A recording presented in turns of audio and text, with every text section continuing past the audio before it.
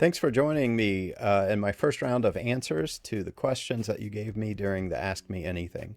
This is going to end up being a series, I think, because it was over 100 questions. And I was going to try to answer them as categories. We're still kind of keeping them in categories, but we're now using that as a way to kind of select answers. Some answers we can give as a category, but there are many I ended up wanting to answer individually. So I'm hoping to get these out once, maybe twice a week, and so that's going to begin a pattern for me with that. Uh, I wanted to let you know that part of what keeps slowing me down.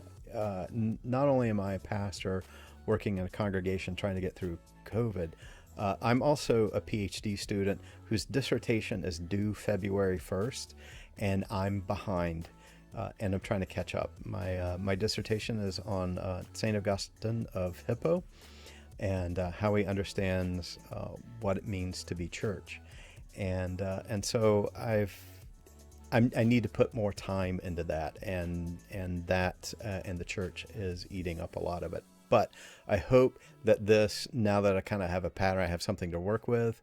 I'm not always that creative, so now that I have something to work with, I think we might be able to do at least a round of answers every week. So thank you for joining me on this, and I hope this can create some dialogue. Connected with the kind of launch of this was the question, where did that jacket come from that I was wearing? Everybody really likes it. So do I. That was one of the things that was a gift from the FAFI, from Tan, and from the show. It is a Zara jacket. And actually, so is the shirt that I'm wearing also, which was part of what Tan gave me. Many of you asked in a variety of ways how I'm doing or how Atonement's doing. The answer is overall pretty well. It's been difficult. COVID has been challenging. For me personally, at the very beginning, it's like a couple of weeks before Easter, one of my housemates developed COVID. We got through that. He's fine. The rest of us are fine. As far as I know, the other two of us never developed any symptoms. And he's also fine now. There's no lasting effects. For the congregation, it's of course been very challenging. We're a community that really thrived around meeting face to face.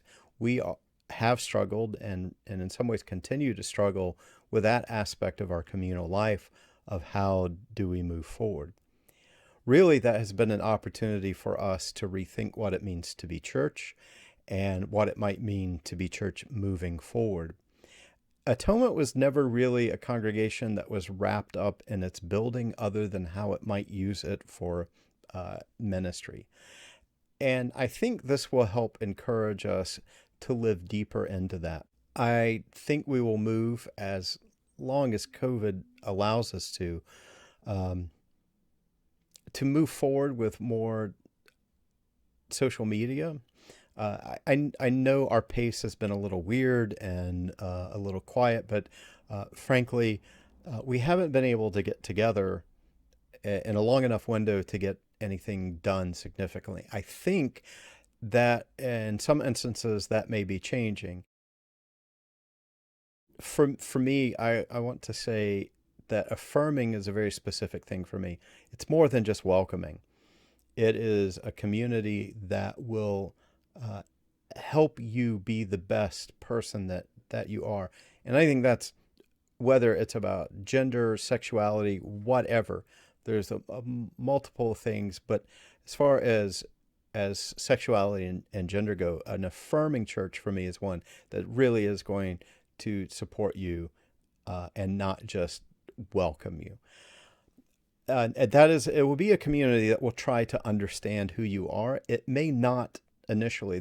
I can't guarantee that for every person, because we're so diverse, that every person who walks into Atonement is going to be immediately understood by Atonement. But what I think I can guarantee is that there will be an honest attempt for the community as a whole to try to respect who you are and to learn in respectful ways what it needs to learn about that.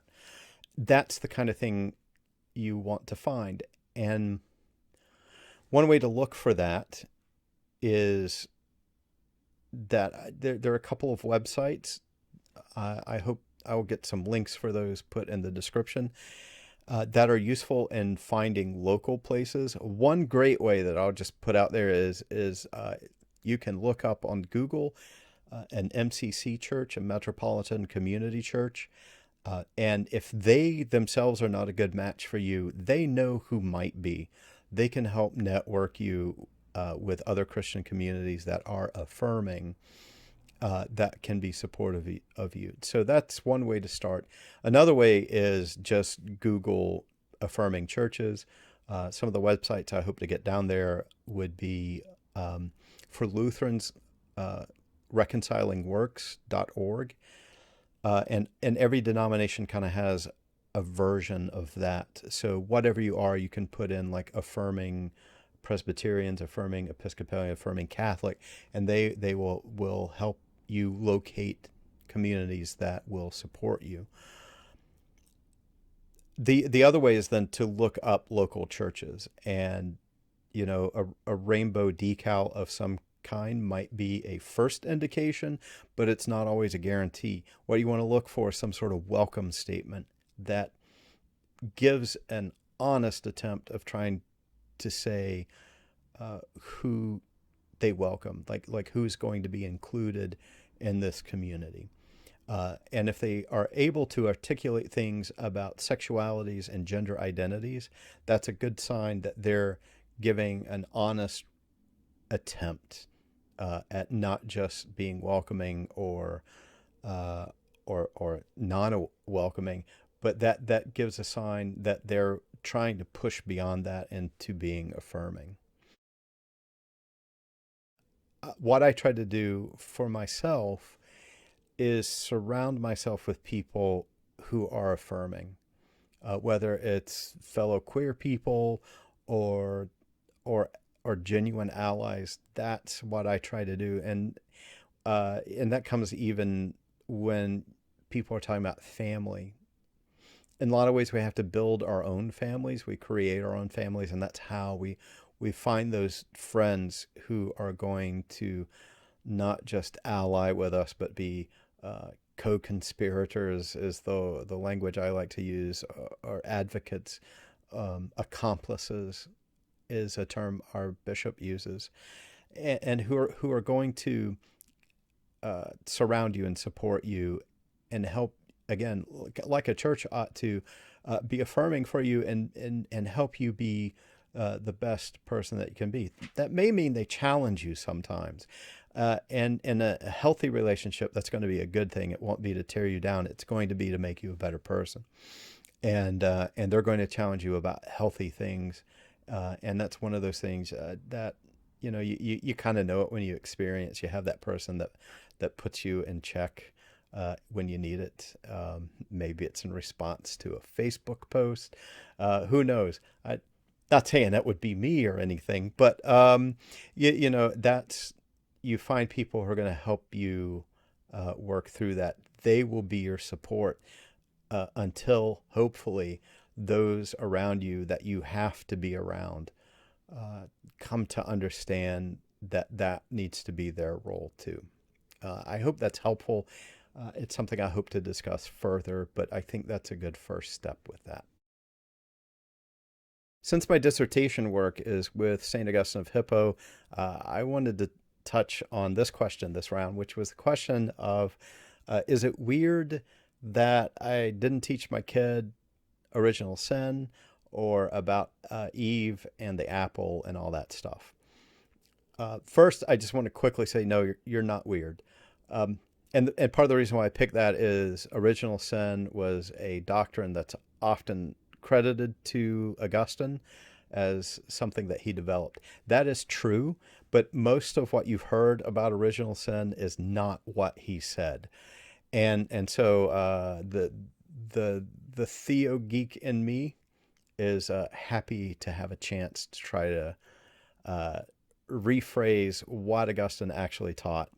and why, as a result, I think it might be good that you did not talk to your child about original sin, because what is normally heard, and therefore we tend to pass on, is this idea that the original sin was what happened in the garden with Adam and Eve is often the one who gets to carry the blame for all of that, frankly, because she's the woman. And uh, first off, I don't think that's what that story is about, and um, it ought not be told that way. And what Augustine did talk about, and what I find valuable about original sin, because Lutherans do believe in original sin, and my hope is to try to keep it more to what Augustine actually talked about rather than what we typically hear. What Augustine said was it was actually a question. He was wondering what the original sin was. And for him, it's not a historical thing. It's really what he was asking is, what is the sin that comes first, that creates all other sins? And he doesn't mean historically, he means like in every given moment, in where we are right now, not just in the garden. What is the sin that kind of creates other sins in our life? And for him, it was pride. Pride was the original sin. And while he might be able to look back at the story of Adam and Eve and see senses of pride, and he does do that, the the person who shows up with pride in that narrative for him is the snake. It's the serpent, uh, and and that for him is what's going on. It's about how to talk about the fact that humanity is not always beautiful, and I think that's a better way to engage what original sin is. It's more of a question of the human condition than it is, oh, we get to blame these other people for what they did. It also does not mean that we're terrible. Augustine also, and I also believe, the understanding of creation is that everything is created good. Sin is always a negative, a kind of parasitic energy that exists within the human being. It is an absence, and that's what he's concerned about. He doesn't believe that we are uh, awful in and of ourselves, but we genuinely struggle with things, and those things often leave voids in us, and that's his concern. And I think that's a better way to talk about that. I'm hoping to end some of these with, especially during this time, with the question of like where to find joy. I I find joy in hanging out with my friends, even if it's online. I certainly am doing more phone calls, more video calls with my friends than I normally do. When it's safe and in safe conditions, going outside to eat and be socially distanced, or you know wherever the conditions are where at the time it's safe to do those. I've done that on occasion, sparingly, but I have done that on occasion. Those are moments where I find joy. Another time is when I go for a walk on a beautiful day. It may only be for a few minutes, but to get out and around, I think is has been a good thing for me. I try to do a lot of self care. Um, Maybe it's not always the best, but part of that is just take care of yourself. It doesn't have to be stellar. Just be kind to yourself. Give yourself a little bit of a break. Nothing is normal. It. I think it's okay if you take a few moments to watch a video, maybe binge one night on a great TV show. Um, that's okay. For me, also, it has been finding ways to continue to engage in a practice of prayer that I find very um, not not just fulfilling, but that it's something that shapes who I am. It's a particular kind of prayer called the Examen, and it can be described very briefly in this sense. It's just like three parts. You can take it however long as you want to do it, but it's basically you think through your day. It's normally done every day, usually at the end of the day. You can do it any time and just create that kind of loop of time. You reflect back since the last time you did it, and you ask the question, what was not life giving today? What was not encouraging? Where did I experience an absence of God's presence? I think God was still there, but where did it feel like God was absent, or when I just decided to chuck my Christian identity to the side and not pay attention to that? That's the first thing you do. Non-judgmentally, it's just you're observing your behavior that day. And then you ask uh, God, who is gracious and forgiving and slow to anger and abounding in steadfast love, uh, to give you forgiveness for that. That's part one. Part two, where did you experience God? What was life giving? Where did life resound for you? What gave you energy and hope? Where did you find that today?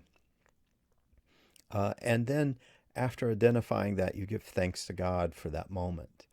And then the third step is to um, just kind of relax and think about what might be coming up tomorrow.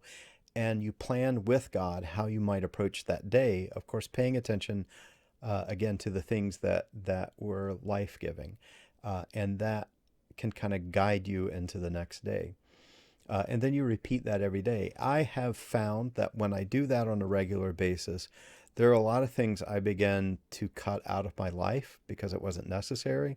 I have left some Facebook groups because of that, and found myself much happier because they were consistently not part of the day that was life giving for me, and they're optional. So why was I participating in them?